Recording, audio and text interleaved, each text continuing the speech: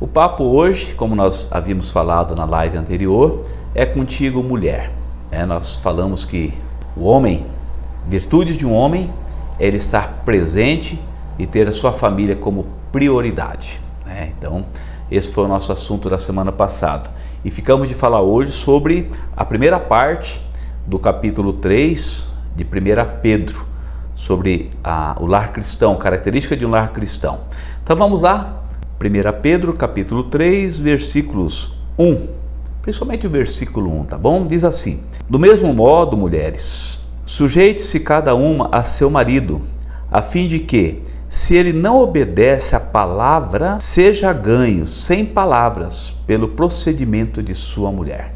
Olha só, isso aqui é uma palavra que contém uma essência teológica, uma essência de conhecimento que nós não podemos deixar de partilhar. Obviamente que dentro desse contexto aqui, nós temos o apóstolo Pedro, na sua comunidade da sua época, enfrentando já desde o primeiro século o problema das mulheres chegarem à fé, mulheres convertendo-se ao Senhor Jesus Cristo e maridos que ainda não obedeciam à palavra do Senhor.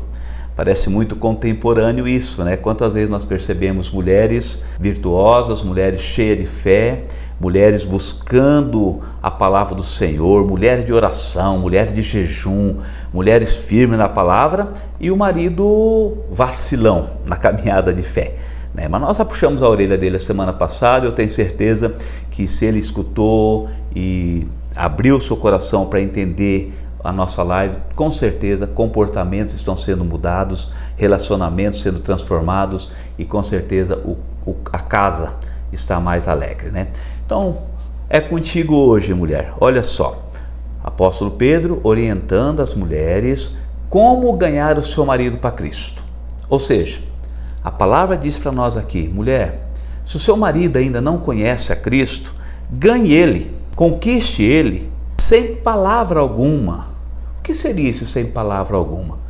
Muitas vezes as mulheres são muito fortes em querer converter o seu marido, pregando para o seu marido, trazendo lindos sermões para o seu marido.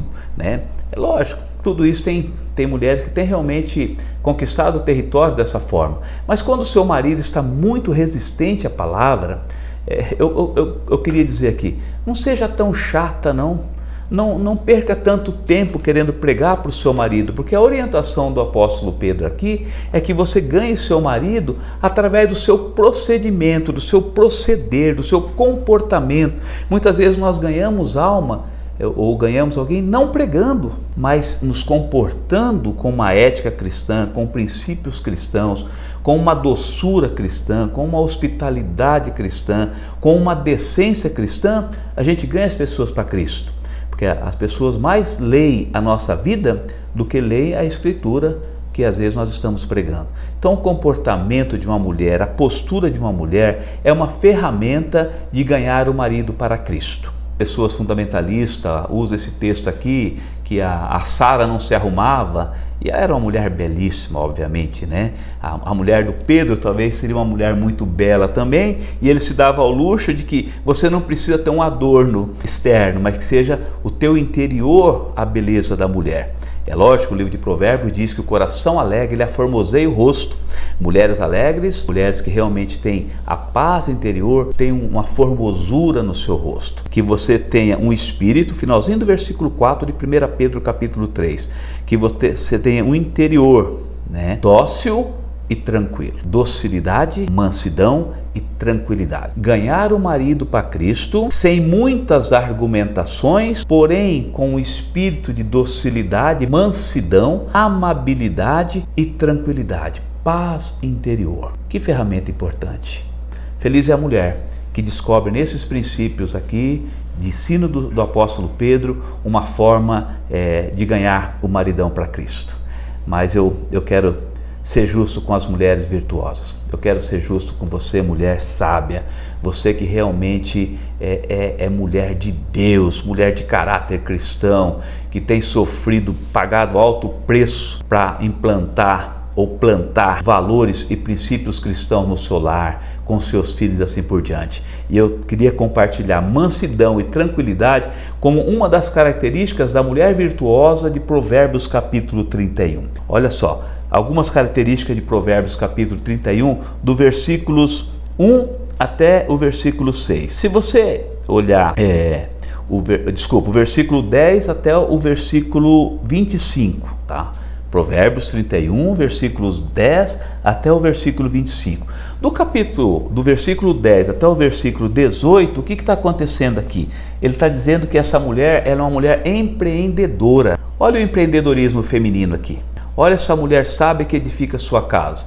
Nós sabemos hoje que nós temos mulheres muito virtuosas, mulheres realmente prosperando no agronegócio, na indústria, nas empresas, no comércio e na missão, mulheres empreendedoras. E o versículo 18 de Provérbios capítulo 31 chama essa mulher como uma mulher empreendedora, né?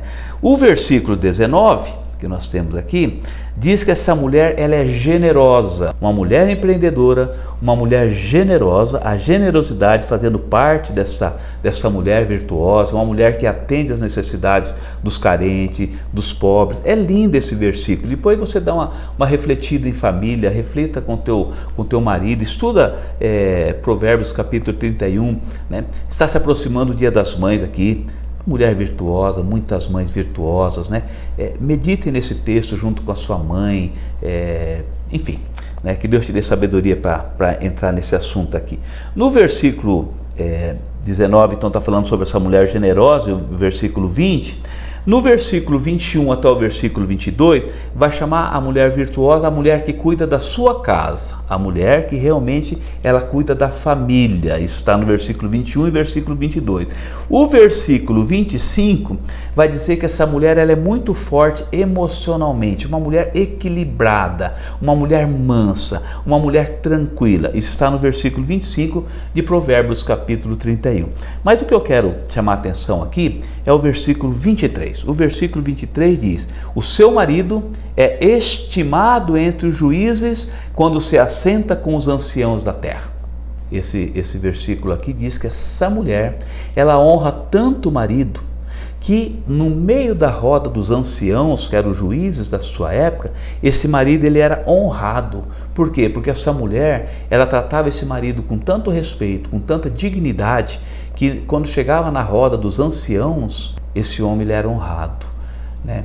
E muitas vezes a mulher que não tem esse princípio dessa sabedoria, ela desonra os seus maridos num bate-papo, ela expõe o seu marido na roda das amigas, na roda da fofoca ou em algum outro ambiente, sabe?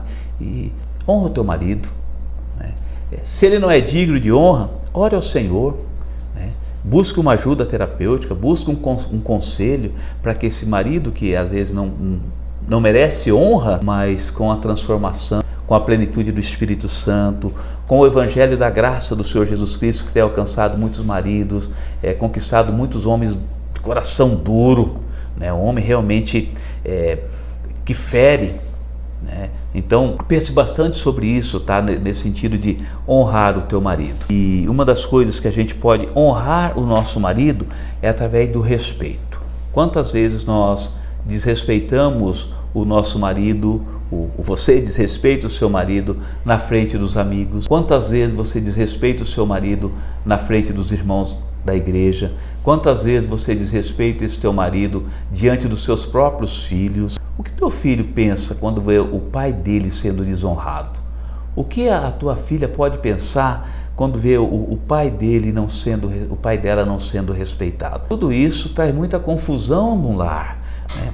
E nós temos por princípio, e é importante a gente dizer isso, o melhor presente, olha só, o melhor presente que uma mãe pode dar para os seus filhos é respeitando o pai deles. E o melhor presente que um pai pode dar para os seus filhos é amar a mãe deles. É o melhor presente. O respeito e o amor. É isso que edifica uma casa, é isso que edifica uma família. Então fica aqui para nós esse ensino, nessa tarde do apóstolo Pedro, também do livro de Provérbios, o livro da sabedoria, dando princípios, ensinando princípios milenares sobre como nós deveríamos nos conviver dentro de um ambiente cristão, dentro de um lar cristão. E também lá em Efésios, no capítulo 5, quando o apóstolo Paulo vai ensinar o lar cristão, ele fala, no lar cristão você deve salmodiar, ou seja, cantar hinos espirituais dentro da sua casa.